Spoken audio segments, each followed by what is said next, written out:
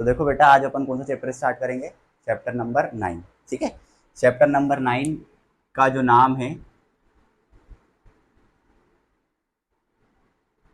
Chapter 9 का नाम क्या है, रे ऑप्टिक्स, है ना। थोड़ा सा इसके बारे में बता देते हैं अपन, फिर उसके बाद इसको स्टार्ट करेंगे। अब बेटा बेसिकली इसको रे ऑप्टिक्स क्यों कहते हैं, क्योंकि देखो जो 8 चैप्टर है ना, जो अपन ने पढ़ा नहीं है, बेसिकली 8 चैप्टर में क्या पढ़ा है अपन ने, ईएम वेव। क्या पढ़ा होगा, ईएम वेव। ईएम वेव मतलब इलेक्ट्रोमैग्नेटिक वेव, है ना।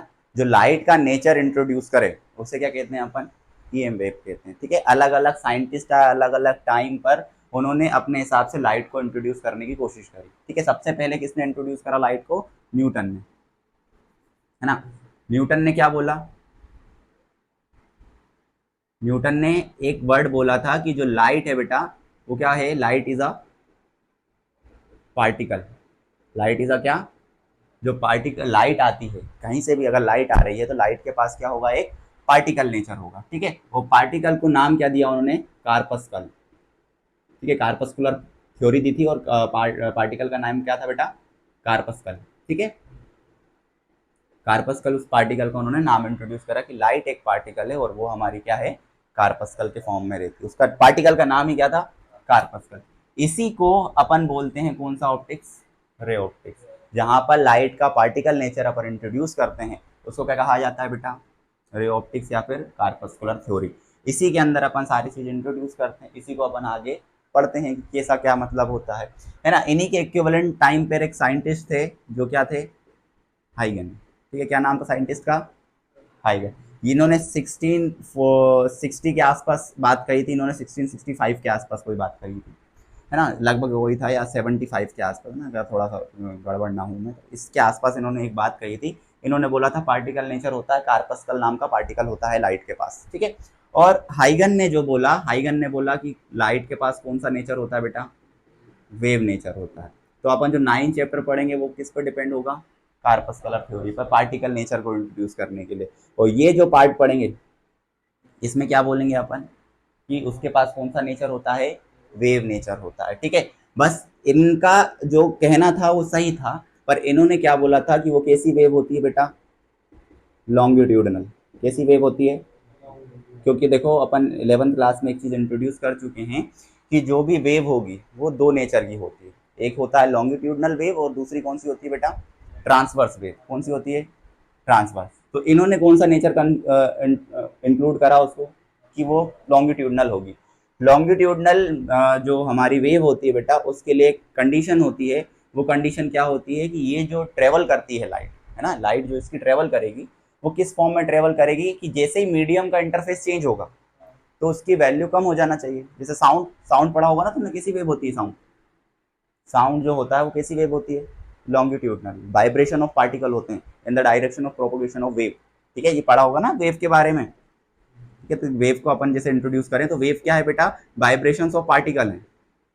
क्या होते हैं, वाइब्रेशंस ऑफ पार्टिकल, वो भी या तो in the direction of propagation of wave होंगे। प्रोपोगेशन ऑफ वेव का मतलब क्या होता है, जैसे मान लो लाइट इस तरफ जा रही है, सपोज करा लाइट अपन ने किधर जा रही है, इधर, या साउंड हमारा किधर जा रहा है, इस तरफ, तो इसके जो पार्टिकल है वो इसी तरफ वाइब्रेशन करेंगे। कभी रेयर फ्रैक्शन बनाएंगे, कभी कंप्रेशन बनाएंगे। दो फॉर्म होते हैं, रेयर फ्रैक्शन और कंप्रेशन। तो लॉन्गिट्यूडनल में ये बनता है रेयर फ्रैक्शन मतलब पार्टिकल पास पास होंगे, और रेयर फ्रैक्शन में क्या होगा, पार्टिकल कंप्रेशन मतलब पास पास, रेयर फ्रैक्शन में मतलब ये पार्टिकल का वाइब्रेशन ऐसा ही होता है। जैसे मैं अगर एक पार्टिकल को शो करूँ तो कैसा वाइब्रेशन करेगा, वो अपने मेन पोजीशन के अबाउट लेफ्ट और राइट। ठीक है, इस तरीके से करता है। तो साउंड वेव वो कैसी होती है, लॉन्गिट्यूड। तो हाइगन ने जो सपोज करा था वो क्या बोला था, कि लॉन्गिट्यूडनल वेव होती है, और लॉन्गिट्यूडनल वेव में कैसी होती है, वो इस तरीके से वाइब्रेशन करती है। अब इन वेव्स को हमेशा प्रोड्यूस होने के लिए क्या चाहिए होता है, मीडियम। तो इन्होंने एक अपने मन से एक हाइपोथेटिकल मीडियम बनाया जिसको ईथर बोला, कि पूरे वैक्यूम में जो है, वैक्यूम में कौन सा मीडियम फैला हुआ है, पूरे में ईथर फैला हुआ है, तभी ये वेव इधर से इधर ट्रांसफर कर रही है। पर इनकी ये थ्योरी गलत थी, और इनकी न्यूटन की ये थ्योरी गलत थी। पहली क्या, कि ये पार्टिकल होता है लाइट, इनकी ये थ्योरी गलत हो गई। इनके वेव नेचर वाली थ्योरी गलत हो गई, ओनली फॉर लॉन्गिट्यूडनल वेव।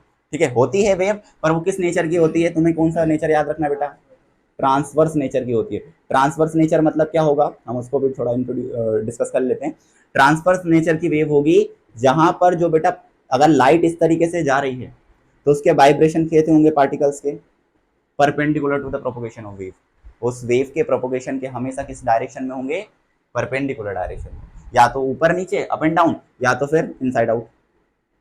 इस तरीके से क्या होंगे उनके वाइब्रेशन होंगे। ठीक है, ये एक पॉइंट है उस चीज का। ये हमें रिलेशन पता होना चाहिए कि ट्रांसवर्स का मतलब क्या होता है और लॉन्गिट्यूडनल का मतलब क्या होता है। ठीक है, समझ गए इतना कि ट्रांसवर्स का मतलब क्या और लॉन्गिट्यूडनल का मतलब क्या। इन केस बस इनने लॉन्गिट्यूडनल नेचर बोला इसलिए ये गलत है ना, और इन्होंने क्या बोला कि वो कैसा पार्टिकल है, कार्पस्कल वाला पार्टिकल है, ये इनका गलत हो गया। लास्ट में इनके बाद जब इसमें इन्होंने बोला कि वेव नेचर होता है, इन्होंने बोला पार्टिकल नेचर होता है, तो इनके बाद कंक्लूड करने आए कौन, हमारे जो साइंटिस्ट था, एक साइंटिस्ट का नाम था क्या, प्लांक, जो तुम प्लांक्स कांस्टेंट पढ़ भी चुके हो, एस से लिखते हो, है ना। अब जो प्लांक साइंटिस्ट थे, उन प्लांक ने क्या बोला बेटा कि लाइट एक पार्टिकल होता है, पर वो कैसा पार्टिकल होता है, एनर्जी लेके चलता है, एक सिंगल पार्टिकल नहीं जाएगा कभी। कैसे जाएगा, बल्क मॉडुलस में, बल्क फॉर्म में होगा। किस फॉर्म में होगा, बल्क फॉर्म में होगा, एक एनर्जी के फॉर्म में चलेगा। उसकी एनर्जी को उन्होंने कुछ इस तरीके से दे दिया। यहाँ पर एन क्या है, इंटीजर। ठीक है, कभी भी एच न्यू का स्क्वायर है ना, 0.h न्यू, 0.3h न्यू, ऐसी वैल्यू नहीं मिलेगी। हमेशा पार्टिकल कैसा होगा, इंटीजर मल्टीपल होगा। काहे के, एच न्यू टाइम। ये किसने बोला, प्लांक्स ने बोला। और इन्होंने भी क्या बोला कि लाइट के पास पार्टिकल होता है, पर वो उस पार्टिकल का नाम क्या होता है बेटा, फोटोन। क्या होता है, और किस से चलता है वो, स्पीड ऑफ लाइट से चलता है, सी से चलता है अप्रोक्सीमेटली। तो ये प्लांक्स का हाइपोथेसिस था। ठीक है, इन दोनों के आने के बाद बोली ये चीज, जब क्वांटम को इंट्रोड्यूस किया जाता है। ये दोनों जो अपनी थ्योरी दे रहे थे, ये क्लासिकल वे में दे रहे थे। किस वे में दे रहे थे बेटा, क्लासिकल वे में दे रहे थे। क्लासिकल में अंतर ये समझ लो, क्लासिकल और क्वांटम में अंतर क्या होता है। तो क्लासिकल मतलब जिसमें एनर्जी क्या हो बेटा, कंटिन्यूअस हो। कैसी हो एनर्जी, कंटिन्यूअस, ब्रेक नहीं होती है एनर्जी इसके अंदर। तो वो होता है हमारा क्लासिकल मैकेनिक्स। बेसिकली फिजिक्स के अंदर क्लासिकल मैकेनिक्स का मतलब क्या है, जिसमें एनर्जी क्या हो, कंटिन्यूअस। और क्वांटम में क्या होगा बेटा, क्वांटम में जो एनर्जी होती है वो कैसी होती है, डिस्क्रीट। कैसी होती है, डिस्क्रीट को हम कह सकते हैं डिसकंटिन्यूअस। किसी पर्टिकुलर पॉइंट पे वो वैल्यू क्या करेगी, डिस्क्रीट होगी, चेंज होगी। और वो भी कैसे चेंज होगी, एन के टाइम से। किस टाइम से चेंज होगी वो भी, ये dependent on an, number of photons. इधर एन का मतलब क्या है, नंबर ऑफ फोटोन। फिर इनकी बात को कंक्लूड करने के बाद, इन थ्योरियों को भी समझने के बाद, है ना, डी ब्रोगली आए, है ना। ये सब अलग अलग लाइट के नेचर को बताने की कोशिश कर रहे हैं बस, है ना। अलग अलग साइंटिस्ट अलग अलग टाइम पे लाइट के नेचर को इंट्रोड्यूस करना चाह रहा है कि लाइट किस नेचर की होती है ना। तो डी ब्रोगली जो आए, उन डी ब्रोगली ने क्या बोला कि लाइट के पास बोथ नेचर होते हैं। लाइट के पास क्या होता है, बोथ नेचर है। मतलब पार्टिकल नेचर भी है, और कैसा नेचर है, वेव नेचर भी है। पार्टिकल नेचर भी है, और है ना, एवरी पार्टिकल जो है एक वेव एसोसिएट करेगा अपने साथ, एक बंडल ऑफ वेव। सिर्फ सिंगल वेव नहीं बेटा। ये ना डी ब्रोगली ने पहले तो यही बोला था कि अगर एक सिंगल पार्टिकल आगे जा रहा है तो उसके साथ कितनी वेव एसोसिएट होगी, एक। मतलब एक पार्टिकल के साथ एक वेव चलेगी। पर ये उन्होंने बाद में इसको श्रोडिंगर ने, श्रोडिंगर तुमने पढ़ा होगा I think so 11th class में, श्रोडिंगर साइंटिस्ट जिन्होंने साई को डिफाइन करा था, है ना। 11th क्लास में केमिस्ट्री में पढ़ा होगा इस चीज़ को। तो श्रोडिंगर जो साइंटिस्ट थे, उन्होंने एक चीज इंट्रोड्यूस करी इसके अंदर कि एक सिंगल वेव नहीं चलती है। एक सिंगल वेव नहीं चलती, कैसे चलती हैं, मल्टीपल ऑफ वेव्स चलती हैं। क्या बनाती हैं वो, वेव पैकेट बनाती हैं बेटा। क्या बनाती हैं, वेव पैकेट बनाती है। वेव पैकेट का मतलब क्या है बेटा, group of wave travel with a moving particle. ठीक है, which is approximately equals to the speed of light. क्या, वेव पैकेट्स का ऐसा कुछ नाम नहीं है, बस वेव के पैकेट को उसको वेव फंक्शन के फॉर्म में लिखा जाता है। वेव फंक्शन बोलते हैं बेसिकली, है ना। क्या बोला जाता है, वेव फंक्शन। ठीक है ना। ये इतना हमारे इस चीज से रिलेटेड नहीं है कि हमें 9th चैप्टर में ये सारी चीजें पढ़नी है, पर इन सब चीजों के बारे में हमें थोड़ा पता होना चाहिए। क्योंकि देखो, श्रोडिंगर तुम उधर पढ़ चुके हो, है ना, केमिस्ट्री में। पर प्लांट्स में यहाँ पढ़ाऊंगा 11th क्लास में, वो 11th चैप्टर में। डी ब्रोगली यहाँ पढ़ाऊंगा 11th चैप्टर में। इन दोनों के बारे में अपन पढ़ेंगे ही सही, न्यूटन्स और हाइगन्स के बारे में। दूसरी चीज, जब इन्होंने वेव पैकेट इंट्रोड्यूस करा, तो फिर एक जो थे मैक्सवेल, जो यहाँ पे सबसे पहले मैंने लाइन लिखी थी ना कि लाइट क्या होती है, मैंने लास्ट में डायरेक्ट बताया कि लाइट क्या है, एक लाइट है हमारी क्या, ईएम वेव। लास्ट में जो इंट्रोड्यूस करा, कंक्लूड करा, वो किसने कंक्लूड करा कि लाइट हमारी क्या है बेटा, ईएम वेव होती है। वो किसने बताया था, मैक्सवेल ने। किसने बताया था, मैक्सवेल ने। 4 इक्वेशन दी, चारों इक्वेशन को कंक्लूड करा, उसके बाद क्या बोला, लाइट क्या है हमारी, एक ईएम वेव है, इलेक्ट्रोमैग्नेटिक वेव है। और उसका नेचर क्या होता है, क्या नेचर होता है बेटा, ट्रांसवर्स नेचर होता है। कौन सा नेचर होता है उस लाइट का, ट्रांसवर्स नेचर होता है। कि अगर कहीं पर लाइट इस तरीके से जा रही है, लाइट क्या हो रही है, इस तरीके से जा रही है अलोंग दी, मैं इसको जेड डायरेक्शन बोल रहा हूँ सपोज, ठीक है, जेड डायरेक्शन में लाइट प्रोपोगेट कर रही है, तो उसके एसी डायरेक्शन में, इस डायरेक्शन में क्या है, ये वाइब्रेशन ऑफ इलेक्ट्रिक फील्ड। किसके वाइब्रेशन है ये, इलेक्ट्रिक फील्ड के। अप जाएगी, डाउन जाएगी, अप जाएगी, डाउन जाएगी, in the direction of x. ये कौन सी डायरेक्शन हो जाएगी बेटा, एक्स। और इसके वाई डायरेक्शन में क्या होंगे बेटा, ये वाई बनी है ना, थोड़ा सा ऐसा तिरछा बना है ना, तो इसका मतलब क्या है, ये वाई है ना। तो वाई डायरेक्शन में कौन होगा इसका, बी। बी मतलब मैग्नेटिक फील्ड। इसलिए इसको कंक्लूड करके अब क्या बोला, ईएम वेव मतलब इलेक्ट्रोमैग्नेटिक वेव।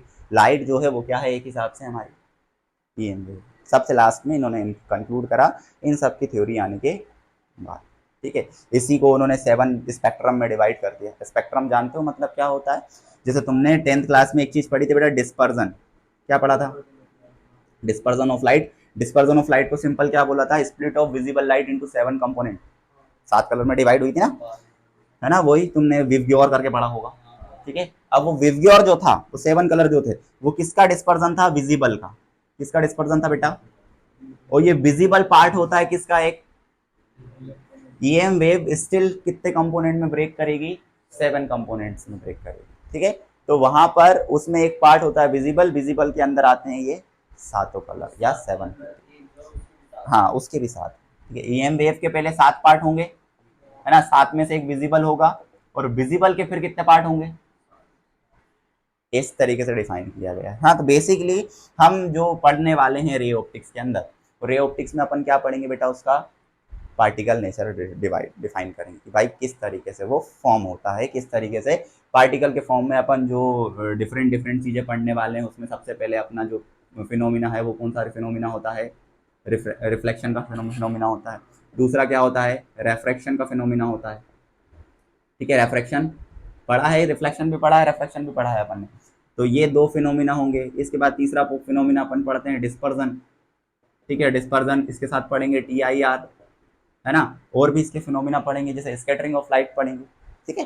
तो ये डिफरेंट फिनोमिना है जो हम पार्टिकल नेचर एज्यूम करके सॉल्व कर सकते हैं। अगर उसके पास पार्टिकल नेचर है तो ये फिनोमिना फॉलो करेंगे, ठीक है। फिर अब पार्टिकल से हट के अगर बात आएगी वेव पर, कि वेव कौन कौन से फिनोमिना देती है, तो वेव में फिनोमिना आता है हमारा सबसे पहले इंटरफेरेंस, ठीक है। ये तो हमारे लिए थोड़ा नया है, इंटरफेरेंस आएगा। दूसरा क्या आएगा, डिफ्रैक्शन। क्या आएगा बेटा, डिफ्रैक्शन। और एक और पॉइंट आएगा जो क्या होगा, पोलराइजेशन, ठीक है। अब देखो क्या होता है, इन्होंने, न्यूटन ने बोला कि भाई पार्टिकल था, तो ये फिनोमिना उससे फॉलो हो रहे थे और उसको सेटिस्फाई भी कर रहे थे। लाइट इन सबको फॉलो करती है बेटा। दूसरी चीज, वो एडिशनली इंटरफेरेंस और डिफ्रैक्शन को भी फॉलो कर रहा था। किसको फॉलो कर रहा था, इंटरफेरेंस और, तो उससे हमें पता चला कि लाइट के पास कौन सा नेचर है बेटा। फिर लास्ट में एक और पॉइंट इंट्रोड्यूस हो गया, जो क्या आ गया, पोलराइजेशन। पोलराइजेशन ना पार्टिकल नेचर से इंट्रोड्यूस होता है, ना वो वेव नेचर में इससे तो कभी इंट्रोड्यूस नहीं होता, लॉन्गिट्यूडनल से कभी भी नहीं आ सकता। कौन सा, पोलराइजेशन। तो फिर लास्ट में क्या बोला, वो कौन सी वेव है हमारी, कि उसके पास पार्टिकल भी है। वो पार्टिकल कौन सा है बेटा, फोटोन। लाइट का पार्टिकल कौन है, फोटोन है।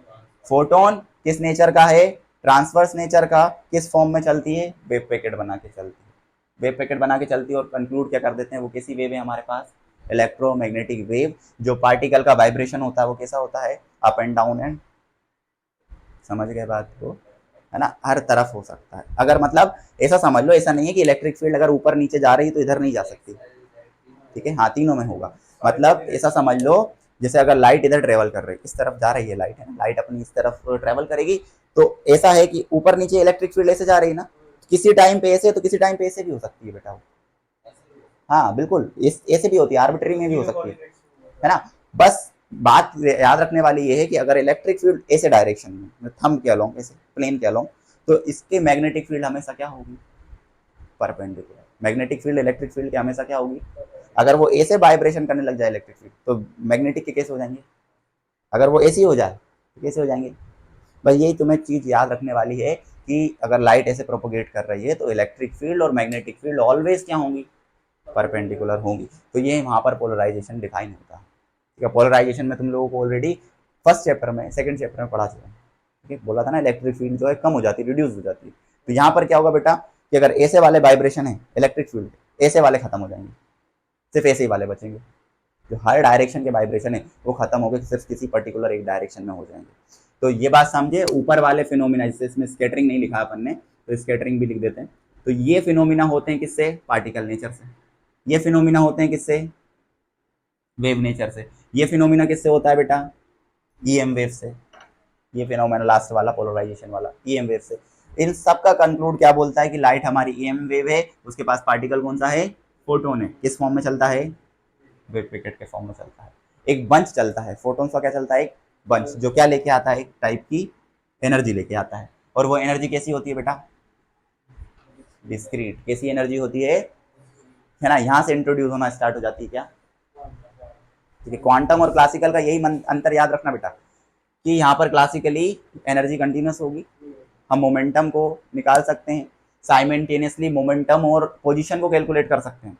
तुमने 11th क्लास में करा है बेटा, किसी का अगर मोमेंट पोजीशन एक्स है तो तुम उसकी वेलोसिटी निकालते थे, वेलोसिटी से क्या निकालते थे, मोमेंटम निकालते थे।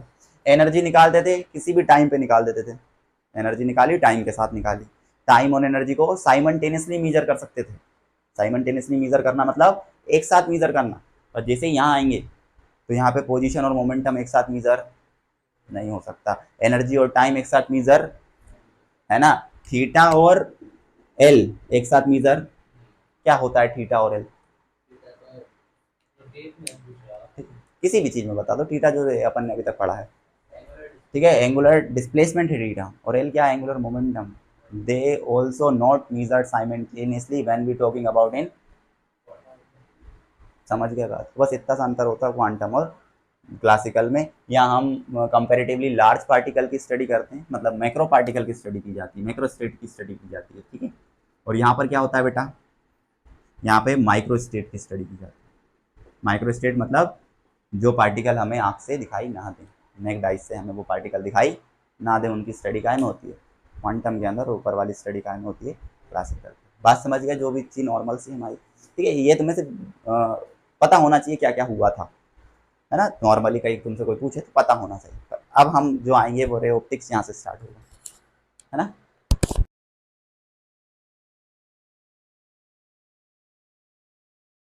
नाइन चैप्टर जो अपन करेंगे बेटा, सबसे पहले इसमें क्या इंट्रोड्यूस किया जाएगा, हमारा ऑप्टिक्स। हम ऑप्टिक्स की बात करेंगे तो ऑप्टिक्स क्या है बेटा, optics is a branch of physics. क्या होगा, it is a branch of physics, it is a branch of physics,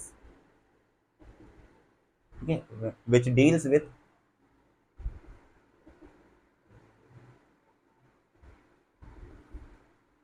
which deals with the study of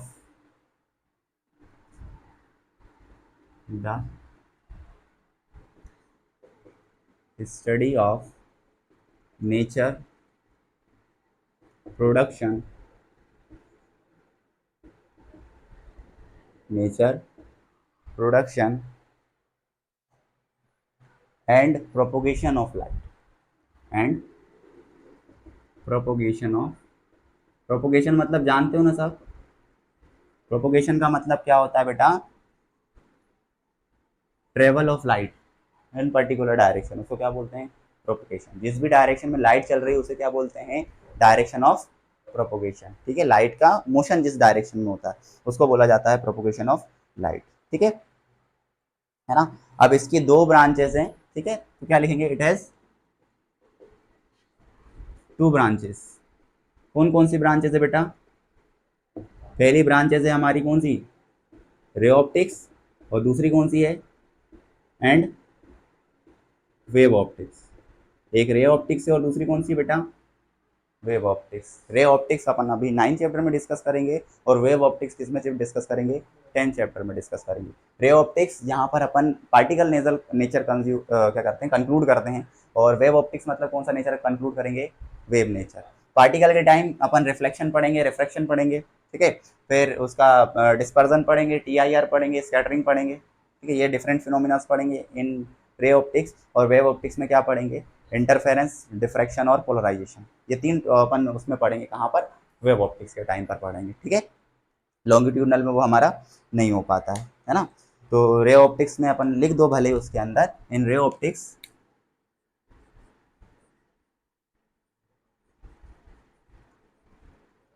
क्या करते हैं अपन, वी स्टडी अबाउट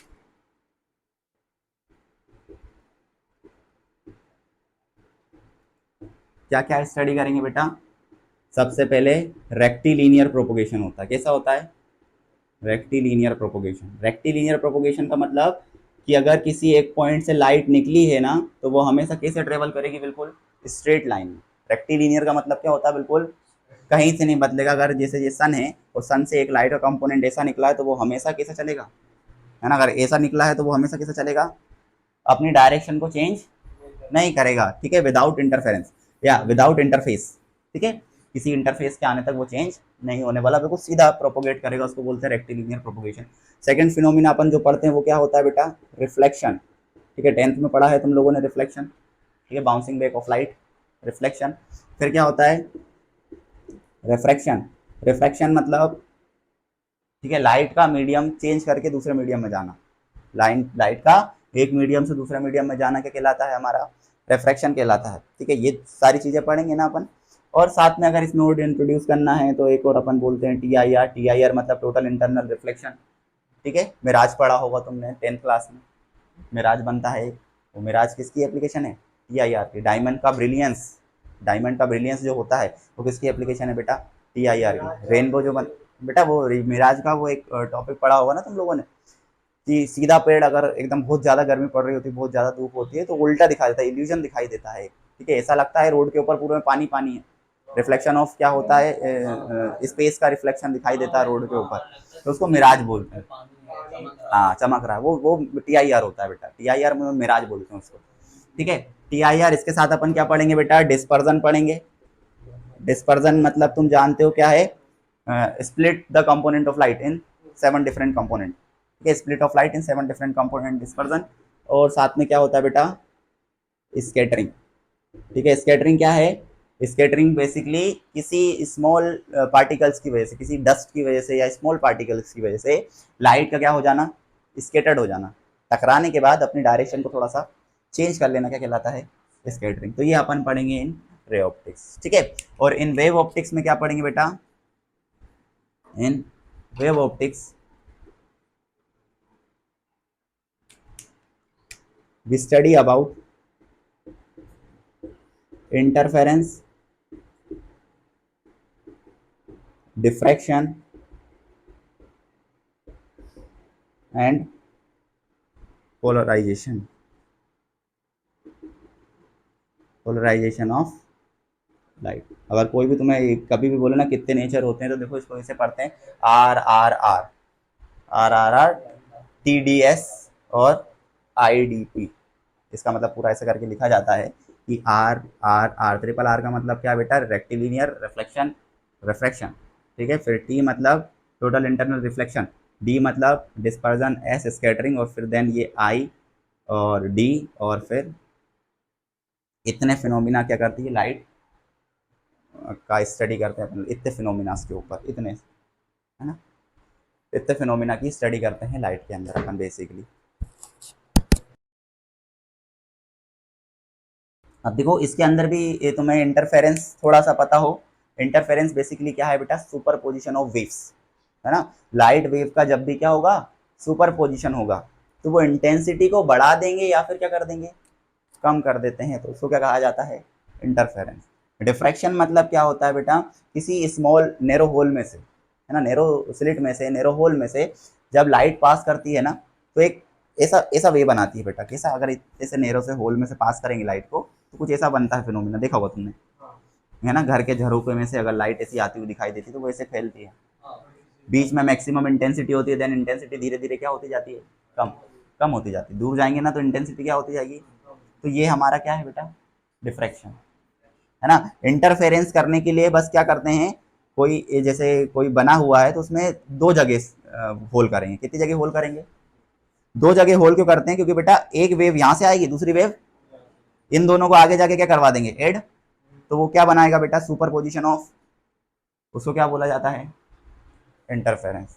बात समझ रहे हो। नॉर्मल नॉर्मल अगर कोई सिंपल फिनोमिना तुमसे पूछे कि इंटरफेरेंस का मतलब क्या है, डिफ्रैक्शन का मतलब क्या है, तो इंटरफेरेंस का मतलब क्या है, सुपर पोजिशन ऑफ वेव्स, कि वेव जो है सुपर एड हो रही है, सुपर इम्पोज हो रही है एक साथ, तो इंटेंसिटी को कम कर रही है या ज्यादा कर रही है, वो क्या कहलाता है, सुपर पोजिशन। डिफ्रैक्शन क्या है बेटा, किसी नैरो होल में से, स्मॉल स्लिट में से, है ना, बहुत छोटे से छेद में से, बेसिकली होल्स में से अगर जो लाइट आती है वहां पर क्या पैटर्न बनता है, डिफ्रैक्शन पैटर्न बनता है। ठीक है, तुमने देखा होगा अगर इसके बहुत लाइट को किसी हाथ के पास रख के चलाओ तो एकदम वहाँ एक शेडो बनती है और एग्जैक्टली सेम शेडो बनती है।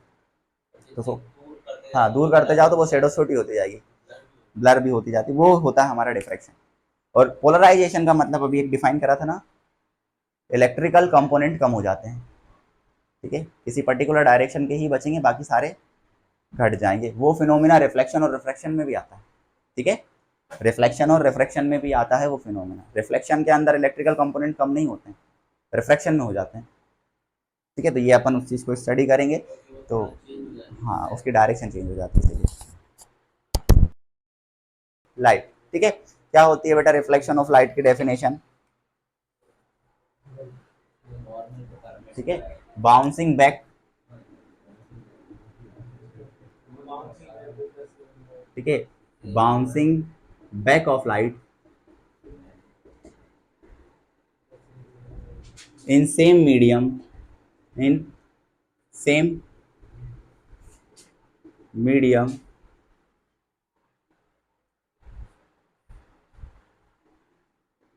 on incident on two medium surface, two medium surface भी बोल सकते हैं और उसको क्या बोलते हैं बेटा, इंटरफेस। ठीक है, किसी भी दो मीडियम को जो डिवाइड करे ना उसको क्या कहा जाता है, बेसिकली इंटरफेस। और जो इंसिडेंट लाइट हुई है वो क्या कर गई है, वापस बाउंस बैक कर गई है सेम मीडियम में, उसे क्या कहा जाता है, हमारा रिफ्लेक्शन ऑफ लाइट कहा जाता है। क्या मतलब होगा, किस तरीके से होगा, तो देखो अपन यहाँ पर डिफाइन कर लेते हैं। ये हमने सपोज कोई क्या लगाया, इंटरफेस लगाया जो मिरर टाइप है। किस टाइप का है, मिरर टाइप का। ठीक है, इस पॉइंट पे लाइट क्या करी, इंसिडेंट करी, है ना। इंसिडेंट, इसको बेटा कौन सी रे बोलेंगे अपन, इंसिडेंट रे। कौन सी रे बोलेंगे, इंसिडेंट रे। तो यहाँ पर क्या बनेगा बेटा, इंटरफेस के बीच में एक नॉर्मल। नॉर्मल क्यों बनाते हैं बेटा, क्योंकि लाइट का एक फिनोमिना होता है, अगर लाइट इस रास्ते से आई होगी ना नॉर्मल के थ्रू, वापिस ऐसी जाएगी, इसलिए यहाँ पर अपन क्या ड्रॉ करते हैं। और इसको नीचे नहीं भी बनाओगे तो भी चलेगा, ऊपर ही बना दोगे तो ठीक रहेगा। इसको क्या बोलते हैं, नॉर्मल।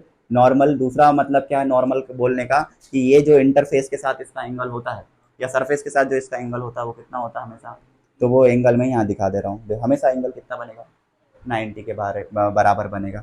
देन यहाँ से टकराने के बाद देखो ये मीडियम, ऊपर वाला मीडियम नंबर क्या था, 1, और ये नीचे वाला मीडियम नंबर क्या है। इसको मीडियम 1 और 2 क्यों बोल रहे हैं बेटा, क्योंकि यहाँ पर कोई और मीडियम हो सकता है और यहाँ पर कोई दूसरा मीडियम हो सकता है। इसके बीच में ये क्या बन गया, उसका इंटरफेस, जो मैंने लिखा था ना यहाँ इंटरफेस। तो ये हमारा क्या है, इंटरफेस। इस इंटरफेस, इंटरफेस का काम क्या है, उन मीडियम दोनों को डिवाइड करना, अलग अलग करना। अब इसके अंदर इसका रिफ्रैक्टिव इंडेक्स की भी बात आ जाती है, म्यू1 होगा और ये क्या होगा बेटा, इनका रिफ्रैक्टिव इंडेक्स हो सकता है अलग अलग हो सकता है सेम है।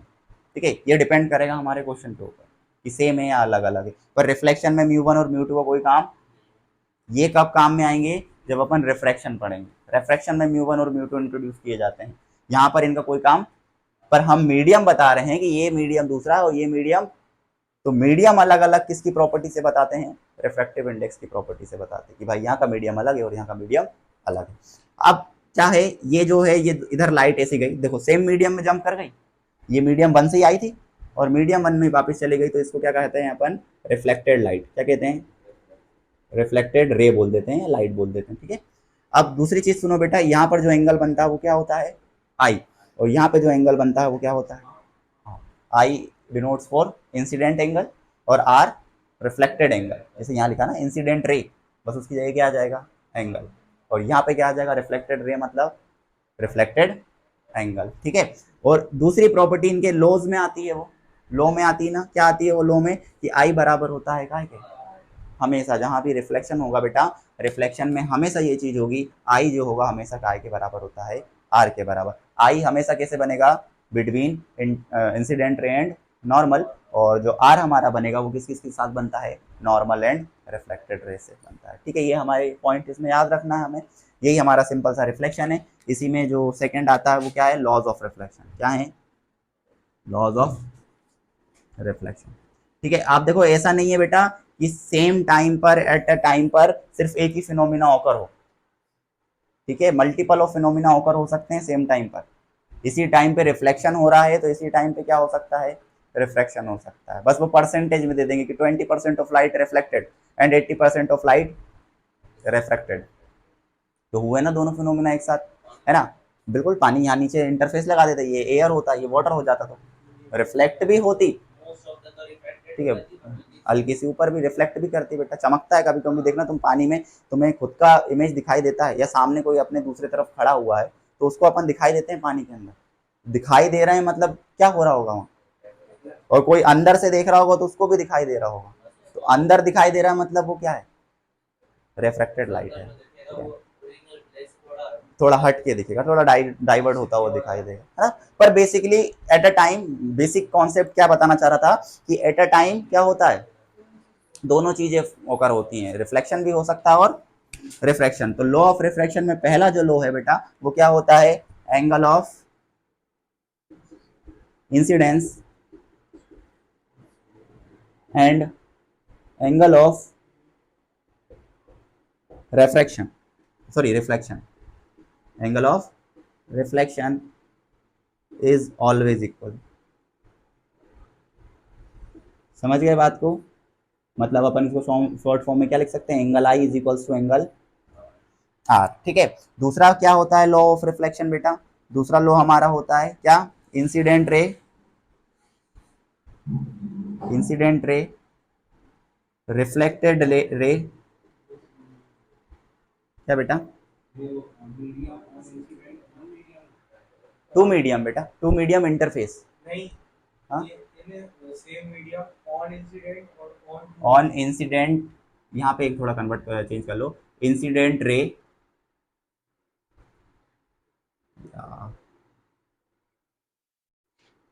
Incident ray, incident on two medium surface, two medium interface. अब ठीक है, अब ठीक है ना, जो लाइट है वो इंसिडेंट करे किसके ऊपर, टू मीडियम सरफेस के ऊपर। ठीक है ना। ठीक है, तो इंसिडेंट रे, रिफ्लेक्टेड रे, और साथ में क्या आता था बेटा, नॉर्मल ऑफ प्लेन या normal of surface, and point of incident, and point of incidence lies on same plane. समझ गए बात को। ठीक है, दूसरा है क्या क्या, incident ray, reflected ray, normal, और पॉइंट ऑफ इंसिडेंट कौन है, जहां पर लाइट इंसिडेंट कर रही है, ये जो है ये क्या है, पॉइंट ऑफ इंसिडेंस। ये हमें क्या बताएगा, हमारे रिफ्लेक्शन के फिनोमिना को बताएगा।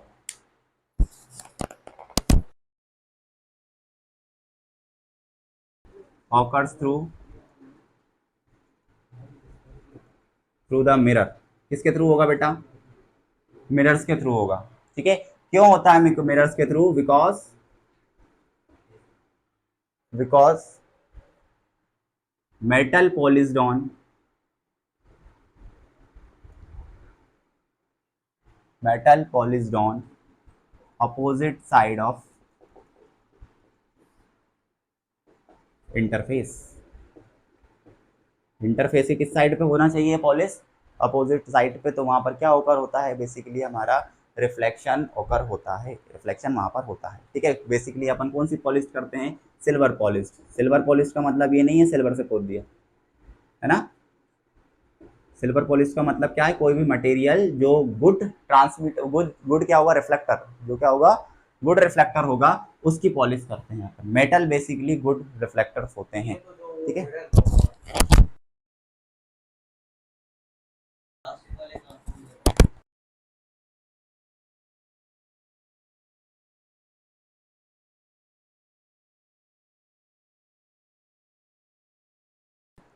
ठीक है। तो रिफ्लेक्शन किसके थ्रू होकर होगा बेटा, बेसिकली जो मेटल पॉलिश होगा, कैसा पॉलिश होगा, मेटल। रिफ्लेक्शन बेसिकली मेटल्स के थ्रू ही होता है ना, मेटल्स ही ज़्यादा रिफ्लेक्शन करते हैं।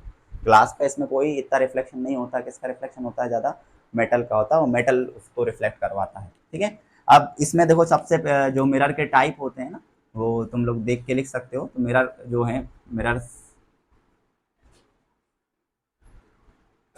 ठीक है, मिरर्स के टाइप में सबसे पहला टाइप कौन सा मिरर होता है बेटा, प्लेन मिरर।